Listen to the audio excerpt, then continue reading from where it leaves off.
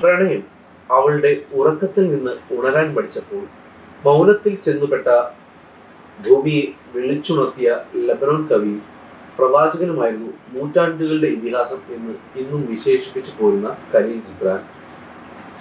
ഈ മഹാ എഴുത്തുകാരന്റെ തൂലികയിൽ നിന്നും അടർന്നു വീഴാത്തതായി ഒന്നും തന്നെ ഭൂമിയിൽ ഇല്ലെന്ന് തന്നെ പറയാം. നിറനിലാവ് കാന്തി ചൊരിഞ്ഞ് ഭംഗിയോടെ ലെബനോൻ നഗരത്തിന് മുകളിൽ ഉദിച്ചുയർന്നത് ഒരു പക്ഷേ തന്റെ മകനായ ഖലീൽ ജിബ്രാനെ ഒരു നോക്ക് കാണാനും ഗാഠമായി ആലിംഗനം ചെയ്യുവാനും വേണ്ടി തന്നെയെന്ന് ഇന്നും ആ വിശുദ്ധ ഭൂമി വിശ്വസിച്ചു പോരുന്നു. തന്റെ പ്രണയത്തിന്റെ വേരുകൾ ഭൂമിയുടെ ആഴങ്ങളിൽ തന്നെ എന്ന് വിശ്വസിച്ചു പോരുന്ന കവി തന്റെ കൗമാരകാലത്ത് ജോസഫൈൻ എന്ന തന്റെ പ്രണയപുഷ്പത്തിന്റെ കൈകൾ ചേർത്ത് പിടിച്ച് ഇങ്ങനെ പറഞ്ഞു: നമ്മുടെ പ്രണയത്തിന് ആകാശത്ത് നിന്നും ചന്ദ്രനെ ഭൂമിയിൽ എത്തിക്കാനാകട്ടെ. പ്രണയം കാരുണ്യത്തോടെ നീ വിളമ്പുമ്പോൾ അത് സ്വീകരിക്കാൻ ഭൂമി എന്നോട് പറയുന്നത് പോലെ. അതായിരുന്നു ജിബ്രാന്റെ എക്കാലത്തെയും പ്രണയം.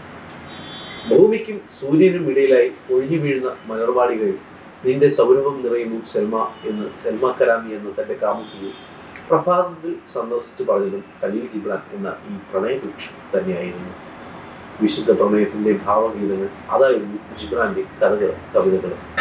പ്രണയം കൊതിക്കുന്ന ആത്മാവിൽ സൂക്ഷിക്കാൻ കരുതിവെച്ച പ്രണയഗീതങ്ങളായിരുന്നു മുന്തിരിവള്ളിയും നെയ്യാമ്പലുകളും എന്ന കൃതിയിൽ ജിബ്രാൻ വായിക്കുന്നത്.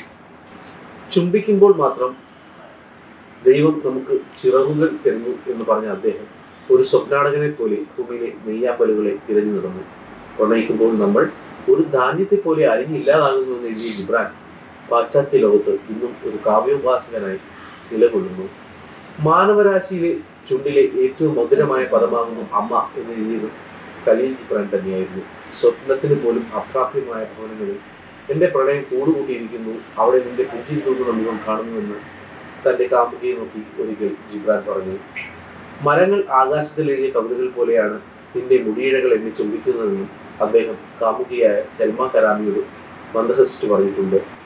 പ്രണയം കൊണ്ട് ലോകത്തെ കീഴടക്കിയ ഖലീൽ ജിബ്രാൻ നിങ്ങളെ 1000 പൗർണമി ചുംബിച്ചിരിക്കും. അതുമല്ലെങ്കിൽ തുഷാര ബിന്ദുക്കൾ നിങ്ങൾക്ക് കൗതുക ഭവനം ഒരുക്കിയിരിക്കും. ഈ അക്ഷരമുറ്റത്തെ കളിവെള്ളം തുഴയാൻ നിങ്ങളെ തിരഞ്ഞെടുത്ത ഭൂമിയിലെ മാലാഖമാർ നിങ്ങളെ നനുത്ത ചുംബനപ്പൂക്കൾ കൊണ്ട് പൊതിയട്ടെ. ആ ചുംബനത്തിൽ നിങ്ങൾ ഭൂമിയെ ഒരു വട്ടം കൂടി സന്ദർശിച്ചാലും